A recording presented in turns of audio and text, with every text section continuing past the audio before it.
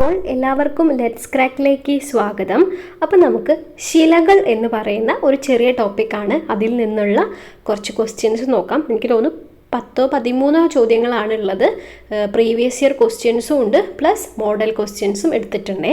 അപ്പം ഇത് ഇമ്പോർട്ടൻ്റ് ആയിട്ടുള്ള ടോപ്പിക് തന്നെയാണ്, സിമ്പിളായിരിക്കും കേട്ടോ.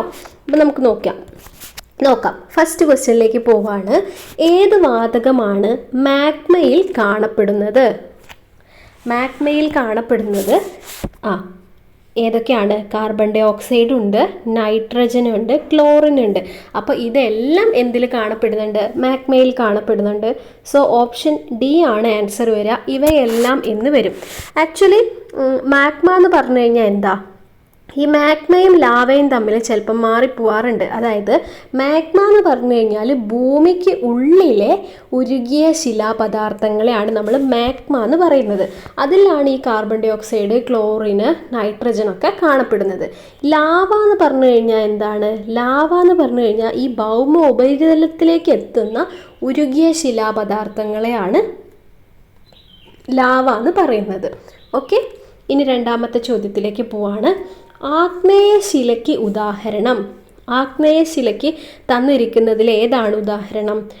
ബസാൾട്ടാണ് ആഗ്നേയശിലയ്ക്ക് ഉദാഹരണം. ബാക്കി ശിലകൾ നമുക്ക് പറയുമ്പം കുറച്ച് കൂടുതൽ എക്സാമ്പിൾസ് പഠിക്കാം. ബസാൾട്ട്. പിന്നെ ഏതാണ് ഒരു ഉദാഹരണം? അതെ, ഗ്രാനൈറ്റ് ആഗ്നേയശിലയ്ക്ക് ഉദാഹരണമാണ്. അപ്പം മറ്റെല്ലാ ശിലകളും, ഇനി നമ്മൾ പഠിക്കാൻ പോകുന്ന എല്ലാ ശിലകളും തന്നെ രൂപം കൊള്ളുന്നത് ആഗ്നേയശിലകളിൽ നിന്നായതുകൊണ്ട് ഇതിന് എന്ത് പറയുന്നുണ്ട്? പ്രാഥമിക ശിലകൾ, അല്ലെങ്കിൽ വേറെ എന്താ പറയുക, ആദിമശിലകൾ. പ്രാഥമികം അല്ലെങ്കിൽ എന്താണ്, നമ്മൾ ആദിമ മനുഷ്യർ എന്നൊക്കെ പറയില്ലേ, അതേപോലെ ആദിമശിലകൾ എന്നറിയപ്പെടുന്നത് ആഗ്നേയശിലകളാണ്. അതേപോലെ തന്നെ എന്തറിയപ്പെടുന്നുണ്ട്? ശിലകളുടെ എന്താണ്? ശിലകളുടെ മാതാവ്, അതേപോലെ തന്നെ പിതൃശില എന്നൊക്കെ അറിയപ്പെടുന്നത് ഏതാണ്? ആഗ്നേയശിലയാണ്. ഓക്കെ, അപ്പോൾ ബസാൾട്ട് പഠിച്ചു, ഗ്രാനൈറ്റ് പഠിച്ചു കേട്ടോ. ഇനി നമുക്ക് മൂന്നാമത്തെ ചോദ്യത്തിലേക്ക് പോകാം.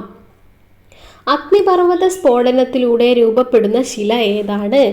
അഗ്നിപർവ്വത സ്ഫോടനത്തിലൂടെ രൂപപ്പെടുന്നത് ആഗ്നേയശിലയാണ് കേട്ടോ. അപ്പോൾ അടുത്ത പോയിന്റും കൂടി പഠിച്ചു. അഗ്നിപർവ്വത സ്ഫോടനത്തിലൂടെ രൂപപ്പെടുന്ന ശില കൂടിയാണ് ആഗ്നേയശില. ഇനി നാലാമത്തെ ചോദ്യത്തിലേക്ക് പോവാം. ഭൂമിയിൽ എല്ലാതരം ശിലകളുടെയും പൂർവിക സ്ഥാനം ചുവടെ നൽകിയിട്ടുള്ളവയിൽ ഏതിനാണ്? അപ്പോൾ അത് നമ്മൾ ഓൾറെഡി പഠിച്ചല്ലോ. എന്താണ്? ആഗ്നേയശിലയാണ്. ഓക്കെ, നമ്മൾ പ്രാഥമിക ശിലകൾ അല്ലെങ്കിൽ ആദിമശിലകൾ എന്ന് പറയുന്നു. അതേപോലെ തന്നെ എന്ത് പറയുന്നുണ്ട്? ശിലകളുടെ മാതാവ് എന്ന് പറയാറുണ്ട്.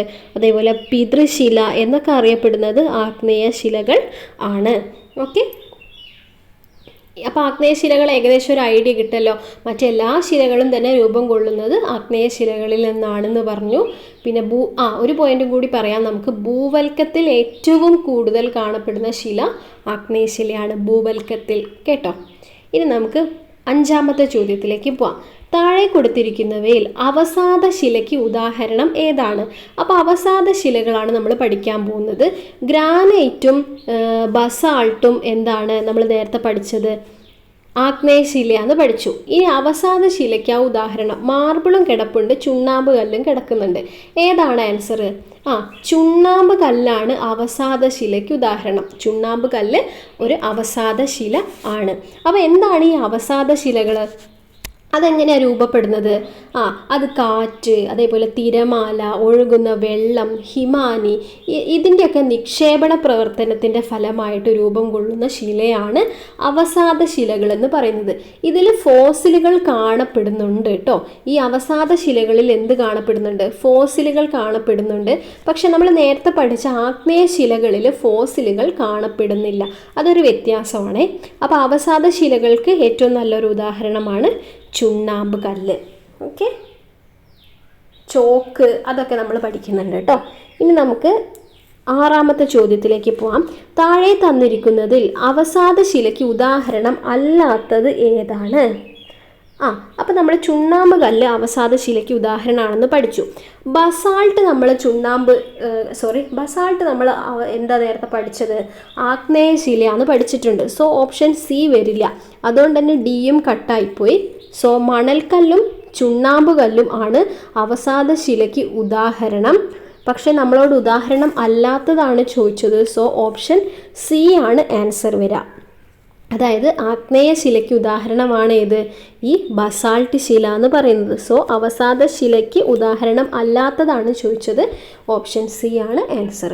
ഇനി 7ാമത്തെ ചോദ്യം, ഒരു അവസാദ ശിലയ്ക്ക് ഉദാഹരണമാണ് ചോദിച്ചിരിക്കുന്നത്. അവസാദ ശില നമ്മൾ പറഞ്ഞു, അവസാദ ശിലയ്ക്ക് ഉദാഹരണം നമ്മൾ പറഞ്ഞ ഉദാഹരണം ഇതിനകത്തില്ല. പക്ഷെ നമുക്ക് മനസ്സിലായി ഈ ഗ്രാനൈറ്റ്, അതേപോലെ ബസാൾട്ട്, ഗാബ്രോ പറഞ്ഞിട്ടുണ്ടായിരുന്നില്ല. ഇത് മൂന്നും എന്തിന് ഉദാഹരണമാണ്? ആഗ്നേയ ശിലകൾക്ക് ഉദാഹരണമാണ്. അപ്പോൾ അത് അങ്ങനെ പഠിച്ചു വെച്ചേക്കുക. എന്തൊക്കെയാണ്? ഗ്രാനൈറ്റ്, ബസാൾട്ട്, ഗാബ്രോ, ഇതെല്ലാം ആഗ്നേയ ശിലകൾക്ക് ഉദാഹരണമാണ്. അപ്പോൾ ഇവിടെ ഒറ്റപ്പെട്ട് നിൽക്കുന്നത് ആരാണ്? കൽക്കരിയാണ്. കൽക്കരി എന്തിന് ഉദാഹരണമാണ്? അവസാദ ശിലയ്ക്ക് ഉദാഹരണമാണ്. സോ നമ്മുടെ ആൻസർ ഏത് വരും? ഓപ്ഷൻ ബി വരും. അതായത് ഓൺലി 2 എന്ന് വരും. ഓക്കെ, ഇനി നമ്മൾ 8ാമത്തെ ചോദ്യത്തിലേക്കാണ് പോകുന്നത് കേട്ടോ. മാർബിൾ ഏത് തരം ശിലയ്ക്ക് ഉദാഹരണമാണ്? ഇനി അതും കൂടിയേ നമുക്ക് പ്രധാനപ്പെട്ടതൊന്ന് പഠിക്കാനുള്ളൂ.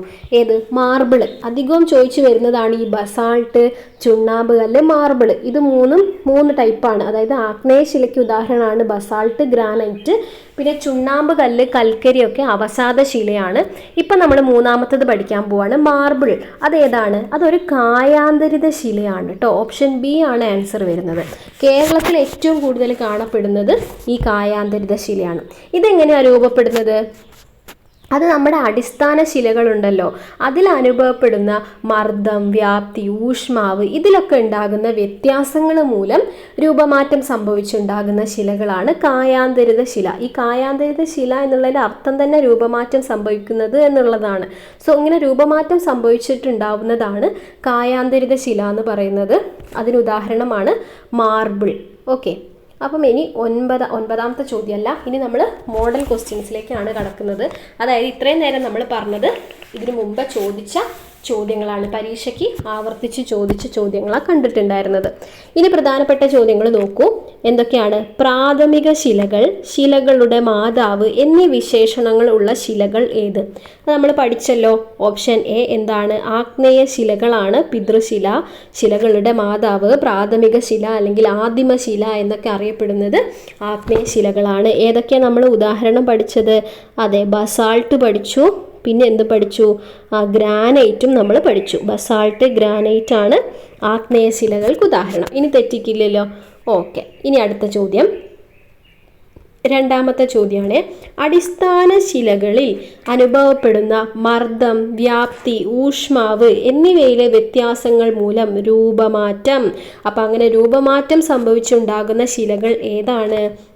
അത് കായാന്തരിത ശിലയാണ്. ഓപ്ഷൻ സി ആണ് കായാന്തരിത ശിലകൾ. ഓക്കെ, ഇനി 3ാമത്തെ ചോദ്യം, കേരളത്തിൽ ഏറ്റവും കൂടുതലായി കാണപ്പെടുന്ന ശില ഏത്? അതും നമ്മൾ പറഞ്ഞു. ഏതാണ്? കായാന്തരിത ശിലകളാണ് കേരളത്തിൽ ഏറ്റവും കൂടുതലായിട്ട് കാണപ്പെടുന്നത്. ഇനി 4ാമത്തത്, താഴെ തന്നിരിക്കുന്നവയിൽ ആഗ്നേയ ശിലയ്ക്ക് ഉദാഹരണം ഏത്? അപ്പം മാർബിൾ എന്തിന് ഉദാഹരണമാണ്? കായാന്തരിത ശിലകൾക്ക് ഉദാഹരണമാണ്. ബസാൾട്ട് ആഗ്നേയ ശിലയാണ്, നമ്മൾ പഠിച്ചതാണ്. ചുണ്ണാമ്പ് കല്ലും മണൽക്കല്ലും എന്തിന് ഉദാഹരണമാണ്? അവസാദ ശിലകൾക്ക് ഉദാഹരണമാണ് ചുണ്ണാമ്പ് കല്ലും മണൽക്കല്ലും. സോ നമ്മളോട് ചോദിച്ചത് ആഗ്നേയ ശിലയ്ക്ക് ഉദാഹരണമായതുകൊണ്ട് ഓപ്ഷൻ ബി ആണ് ആൻസർ വരിക. ഓക്കെ, ഇനി 5ാമത്തെ ചോദ്യം, ലാസ്റ്റ് ക്വസ്റ്റ്യൻ ആണ്. അടുക്കുശിലകൾ എന്നറിയപ്പെടുന്ന ശില ഏത്? നമ്മൾ പറഞ്ഞിട്ടുണ്ടായിരുന്നില്ല, ഇപ്പോൾ പഠിച്ചോളൂ. അവസാദ ശിലകളാണ് അടുക്കുശിലകൾ എന്നറിയപ്പെടുന്നത്. എന്തുകൊണ്ടാണ് ഇങ്ങനെ അടുക്കുശിലകൾ എന്ന് പറയുന്നത്? അത് പാളികളായിട്ടാണ് കാണപ്പെടുന്നത്. അതുകൊണ്ടാണ് അടുക്കുശിലകൾ എന്ന് നമ്മൾ പറയുന്നത്. ഓക്കെ, അപ്പോൾ നമ്മൾ ശിലകൾ എന്ന് പറയുന്ന ടോപ്പിക്കിൽ നിന്ന് നിരന്തരമായിട്ട് ചോദ്യം വരുന്ന ഏരിയയിൽ നിന്നുള്ള ചോദ്യങ്ങളൊക്കെ പറഞ്ഞിട്ടുണ്ട്.